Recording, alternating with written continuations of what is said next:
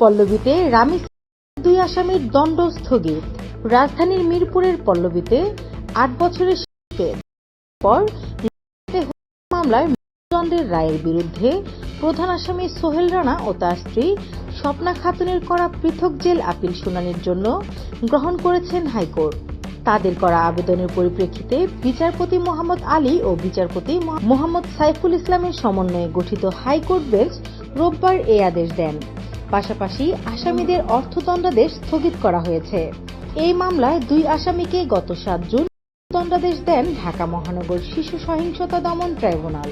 পাশাপাশি আসামি সোহেল রানাকে ৫ লাখ ও স্বপ্নাকে ২ লাখ টাকা অর্থদণ্ড দেন ট্রাইব্যুনাল। মামলায় দুই আসামির দণ্ডাদেশ অনুমোদনের রেফারেন্সের জন্য ঢাকার বিচারিক আদালতের রায় সহ যাবতীয় নথিপত্র ৯ জন হাইকোর্টের শাখায় পাঠানো হয়। এদিকে বিচারিক আদালতের রায়ের বিরুদ্ধে কারা কর্তৃপক্ষের মাধ্যমে ১১ জুন পৃথক জেল আপিল করেন সোহেল রানা ও স্বপ্না খাতুন।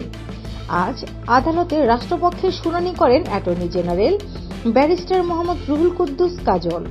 এ সময় deputy attorney general Sharif U Ahmed, Mohammad Osman Chowdhury ও মোহাম্মদ মেহেদী হাসান উপস্থিত ছিলেন। সাজাপ্রাপ্তদের পক্ষে কোনো আইনজীবী ছিলেন না। পরে নিজ কার্যালয়ে অ্যাটর্নি জেনারেল সাংবাদিকদের বলেন, রাষ্ট্রপক্ষ আপিল আবেদন দ্রুততম সময়ের মধ্যে শেষ করে রায় কার্যকর দেখতে চায়।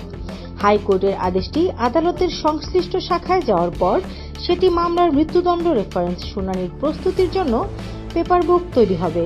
তিনি বলেন, আদালত আপিল মঞ্জুর করেছেন এবং সেই আপিলটি মৃত্যুদণ্ডের রেফারেন্সের সঙ্গেই শুনানি হবে, কারণ প্রাপ্ত ব্যক্তির জেল আপিল করার জন্য ৭ দিন সময় থাকে। স্নিগ্ধা আখি, দৈনিক নতুন সময়, ঢাকা।